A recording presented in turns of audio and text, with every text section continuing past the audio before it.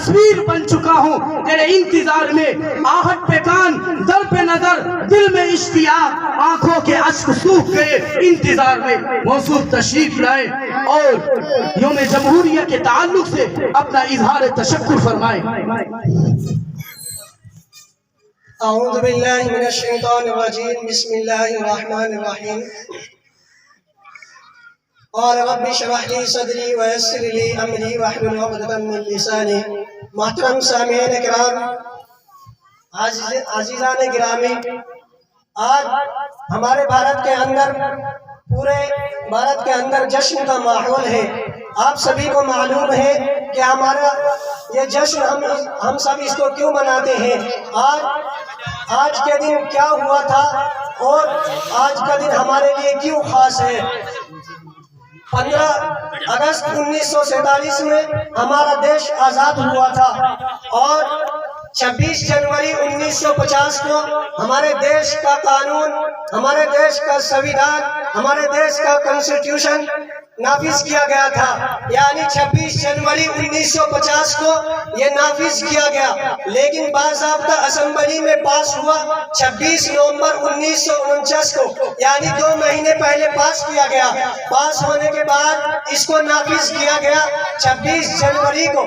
26 जनवरी को ही क्यों नाफिज किया गया, 26 नवंबर को 1949 में क्यों नहीं नाफिज किया गया? इसलिए कि अंग्रेज की तरफ से एक डोमिनियन स्टेटस का ऑप्शन दिया गया। क्या कहा था 1928 के अंदर पंडित जवाहरलाल नेहरू को कि देश में जितने भी स्टेट है वहाँ वहाँ हुकूमत आपकी रहेगी, लेकिन लीडर मेरा रहेगा। तो पंडित जवाहरलाल नेहरू ने कहा नहीं, बिल्कुल नहीं। मौलाना अब्दुल कलाम आज़ाद ने कहा, मौलाना इफ्जुर रहमान शेवारवी ने कहा कि ऐसा नहीं कि देश में बंगाल हमारे रहेगा और बंगाल का सीएम तुम्हारा रहेगा, हम मानने के लिए तैयार नहीं है। तो यही 1931 के अंदर बाज़ाब्ता तौर पर लाहौर में, पहले यही था लाहौर, बाद में बना पाकिस्तान का हिस्सा। लाहौर में 26 को संपूर्ण दिवस मनाया जाता था। उसी दिन को ऐलान किया गया जब 26 नवंबर 1949 को पास किया गया कि आज ये 26, तो उसी दिन को ये ऐलान किया गया जब 26 नवंबर 1949 को पास हो गया।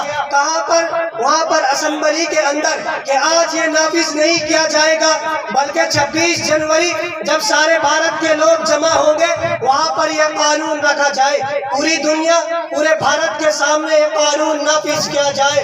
तो वही 26 जनवरी 1950 को यह कानून नाफिज किया गया। बाकी है 29 महीने किस कानून के तहत देश चला, ये ब्रिटिश रूल यानी अंग्रेजी हुकूमत के तहत देश चला है। 26 जनवरी 1950 को जब ये नाफिज किया गया तो सबसे पहले जो राष्ट्रपति, जो गवर्नर जिनको बनाया गया, हम सबको मालूम होना चाहिए कि उस वक्त के जो डॉक्टर साहिब थे, सबसे बड़ा राष्ट्रपति उनको बनाया गया। उसी वक्त से और उसी दिन से हमारे भारत के अंदर जश्न आज़ादी यानी गणतंत्र दिवस के तौर पर मनाई जाती है। और ये कानून का दिन यूं ही नहीं हमें मिला है, बड़ी कुर्बानियों के बाद हमको मिला है और यकीनन हमने बड़ी कुर्बानी दी है इस दिन के लिए। अगर कोई बोलता है, अगर किसी को शक होता है हमारी देशभक्ति के लिए, अगर किसी को शक होता है हमारी देशभक्ति के लिए, आज जो है भारत का रिजर्व बैंक है, ये किसका बनाया हुआ है? ये मीर उस्मान का बनाया हुआ है। कौन मीर उस्मान? वही मीर उस्मान जिनके नाम पर उस्मानिया यूनिवर्सिटी हैदराबाद के अंदर आज भी है। वही मीर उस्मान 500 टन सोना जिन्होंने भारत के अंदर दान किया था। अगर कोई बोलता है, मैं कहना चाहता हूँ उन लोगों को जिन्होंने इन टोपी और दाढ़ी वालों की तारीख को नहीं जाना है, उन्हें जानने की जरूरत है। हम नबी वाले ही नहीं हैं, बल्कि इस देश की तकदीर को हमने बदला है। इस देश की तकदीर को हमने बदला है। 1962 के अंदर जब भारत का मुकाबला हुआ था चाइना से, तो भारत के पास पैसे नहीं थे, भारत के पास गोला और बारूद नहीं था, भारत के पास टैंक नहीं थे। उस वक्त में तकिन भेजे थे हैदराबाद, मीर उस्मान के पास गए, 500 टन सोना मीर उस्मान ने भारत को दान दिया और लाल बहादुर शास्त्री को कहा कि जाइए और चाइना से मुकाबला कीजिए। और उस वक्त अगर मीर उस्मान 500 टन सोना भारत को न देते तो भारत का आधा हिस्सा चाइना में होता। हमारे भारत के अंदर हमारे हिंदू भाइयों ने भी बहुत सी कुर्बानी दी है, लेकिन हम उनकी कुर्बानियों को रिजेक्ट नहीं करते हैं, हम उनकी कुर्बानियों को एक्सेप्ट करते हैं, उनकी कुर्बानियों को सराखों पर रखते हैं, लेकिन हम उनकी कुर्बानियों को कभी ठुकराएंगे नहीं। हम उनकी कुर्बानियों को सराखों पर रखते हैं। लेकिन मैं उनसे कहना चाहता हूँ, जो हम मुस्लिमों की तारीख को रिजेक्ट करते हैं, जो हमारी तारीख को नहीं जानते हैं, बताओ आज तो तुम निकले हो बिल से, आज तुम्हारा वजूद हुआ है आज तुम्हारा वजूद हुआ है। बीजेपी और हिंदू परिषद के लोगों, आरएसएस के लोगों, कल तुम्हारा वजूद नहीं था। उस वक्त में कुर्बानी देने वाला कौन? मीर उस्मान का नाम आता है। यह कुर्बानी हमारी रही है भारत के अंदर। ये अमृतसर से लेकर कलकत्ता तक का जो हाईवे है, किसका बनाया हुआ है? ये शेर शाह सूरी का बनाया हुआ है। ये हाईवे के नीचे पेड़ जो लगाते हैं, कौन लगाया? इसका लगाने का रिवाज शेर शाह सूरी ने चलाया है। हमारे भारत के हिंदू भाइयों, हमारे भारत के मुसलमानों, इन लोगों के कहने पर, इन लोगों की सुनोगे तो ऐसे ही परेशान हो जाओगे। बल्कि ये लोग कहते हैं कि मदारिस में आतंकवाद पलते हैं, मदारिस में दहशतगर्द पलते हैं। नहीं, बिल्कुल नहीं। मदारिस में अल्लामा पैदा होते हैं, इन्हीं मदरसों में अंग्रेज के खिलाफ जंग करने वाले पैदा होते हैं, इन्हीं मदरसों में अपनी गर्दनों को इस देश की खातिर कुर्बान करने वाले पैदा होते हैं, इन्हीं मदरसों में अपनी बीवी को बेवा और बच्चों को यतीम करने वाले पैदा होते हैं। अगर ये मदारिस ना होते तो क्या बताओ अंग्रेज से इस देश को सींचा जा सकता था? क्या बताओ इस देश को अंग्रेज से सींचा जा सकता था? इन्हीं मदरसों से पढ़कर कौन निकले? शाह अब्दुल अजीज मुहद्दिस देहलवी निकले। 1804 के अंदर अंग्रेज के खिलाफ जिहाद का फतवा दिया।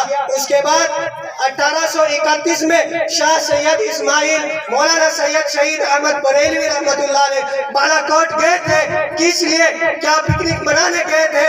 50 नौजवानों को लेकर गए। क्यों गए?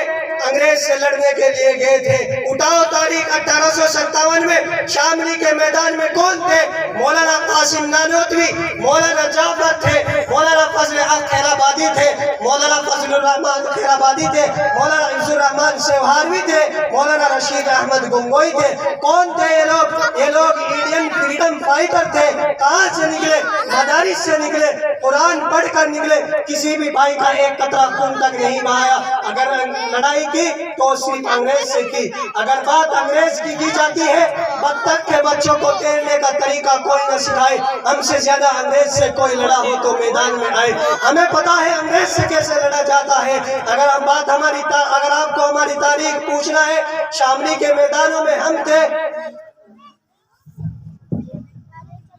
वाह,